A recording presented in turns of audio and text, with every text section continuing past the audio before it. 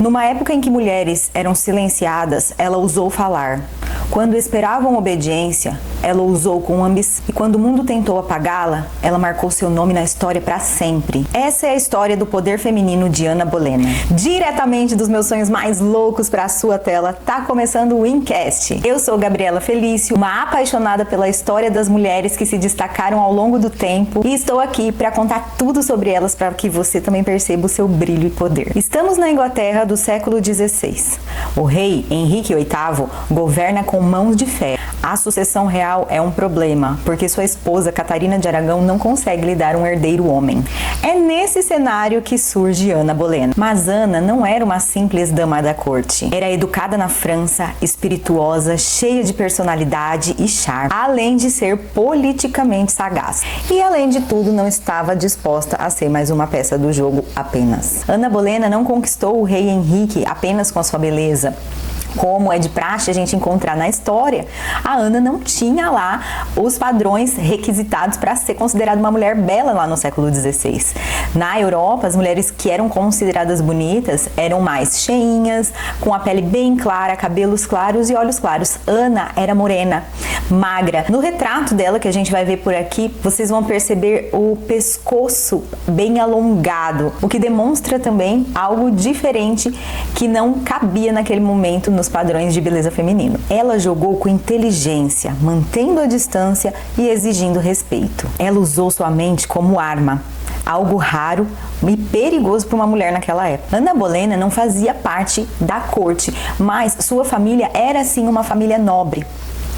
Ela foi educada na França e foi dama de companhia da rainha Cláudia. E nesse período que ela passou na França, ela adquiriu muito conhecimento, ela teve uma cultura bem diferenciada do que o que havia na Inglaterra na mesma época.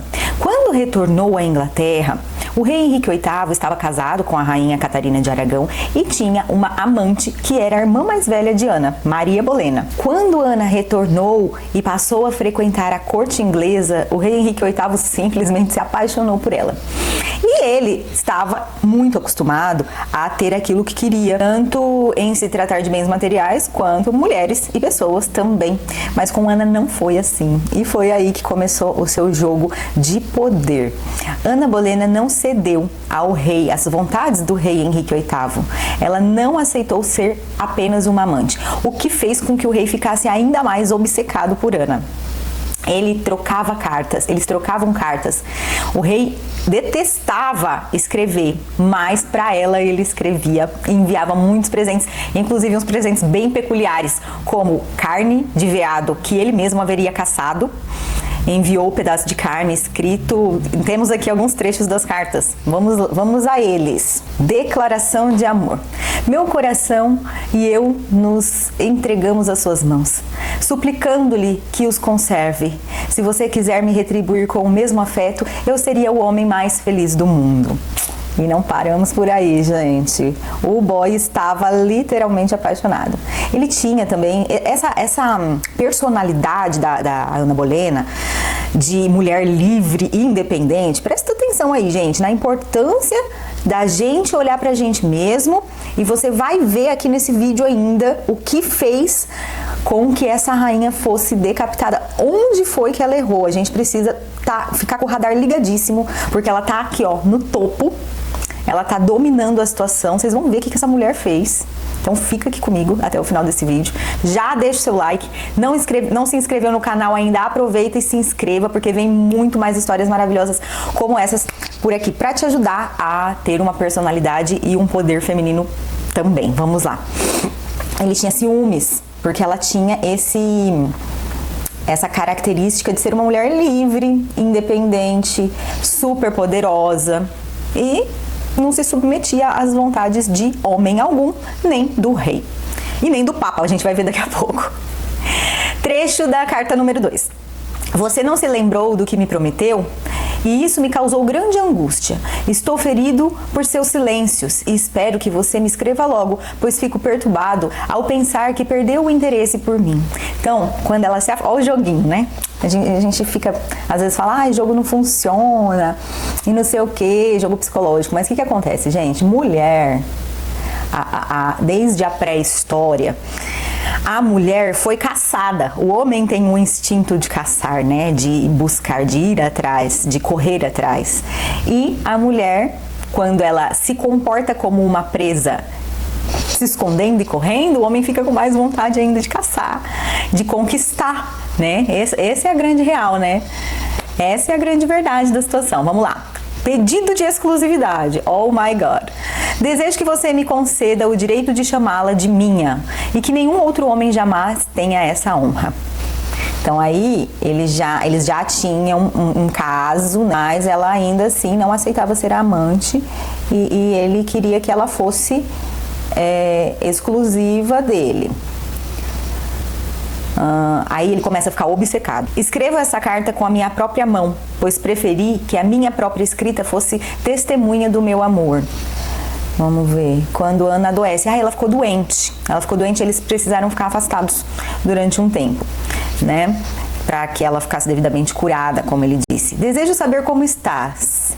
O pensamento de tua enfermidade me tortura. Minha própria saúde parece depender da sua. Por Ana, Henrique rompeu com a Igreja Católica. Criou a Igreja Anglicana. Uma mulher foi a centelha de uma revolução religiosa que mudou o destino da Inglaterra para sempre. Então, o que aconteceu, gente? O rei Henrique VIII era casado com Catarina de Aragão, só que ele queria muito se separar para se casar com Ana Bolena. A igreja não permitia isso, não permitia o divórcio e nem anulação de casamento, não tinha como. Além do mais, as pessoas, né, o povo, era muito fã da Catarina de Aragão. Eles eram assim, ela era uma rainha muito querida pelo povo. O povo era contra esta separação, mas o rei estava enlouquecidamente apaixonado por Ana Bolena e então ele falou, vou criar um segmento da Igreja Católica, que é a Igreja Anglicana, para poder me casar com a Ana Bolena. Então foi isso que ele fez. Tirou a Catarina de Aragão do palácio, pôs em um outro lugar lá. Então, após sair do palácio do rei Henrique VIII, Catarina de Aragão foi pulando de palácio em palácio, assim, ela habitou vários lugares. Você tem ideia do que significa isso? O rei desafiar o Papa por causa de uma mulher. Ela foi o estopim de uma ruptura religiosa e política. Isso é poder. Enfim, casamento consumado. Ana Bolena e rei Henrique VIII já estavam casados. A rainha Catarina de Aragão já estava lá para outros cantos, outros palácios, vivendo sua vida. Ficou doente e morreu. Aí começa, gente, a decadência da Ana Bolena. Porque, como eu expliquei para vocês, o povo da Inglaterra era muito apaixonado pela rainha Catarina. E todos ficaram em luto. Todos de roupas escuras, roupas pretas. A Ana Bolena saiu desfilando pela Inglaterra de vestido amarelo, que simbolizava a alegria. O rei já não gostou dessa atitude, começou a dar uma desanimada. Eles estavam muito tentando ter um herdeiro homem, né? Um filho. A Ana Bolena estava tentando engravidar, ficou grávida.